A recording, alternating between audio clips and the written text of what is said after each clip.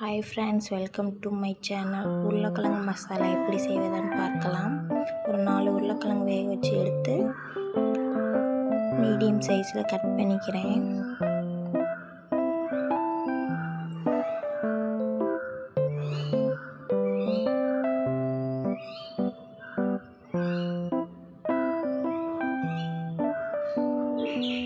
Cut பண்ணியாச்சு. அதோட ஒரு ஸ்பூன் மஞ்சத்தூள்,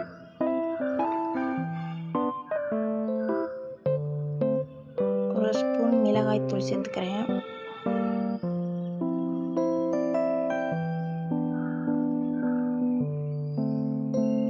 ஒரு ஸ்பூன் சால்ட் எடுத்துக்கலாம்.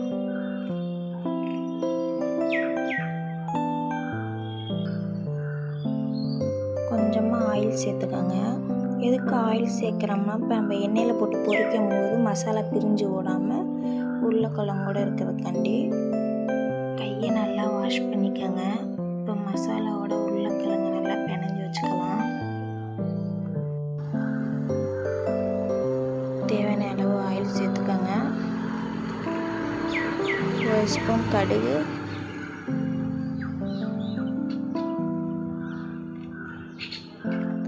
ஒரு 5 பூண்டு இடித்து எடுத்துக்கிறேன், அதையும் ஆட் பண்ணிக்கலாம்.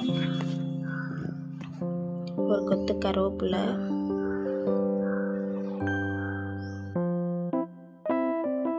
உருளைக்கிழங்கு மசாலாவை சேர்த்துக்கலாம்.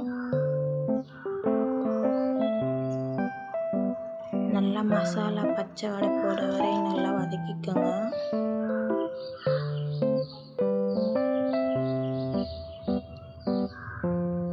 உருளைக்கிழங்கோட மசாலா சேர்ந்து நல்லா வறுத்தாச்சு. பாருங்கள் எப்படி இருக்குன்னு.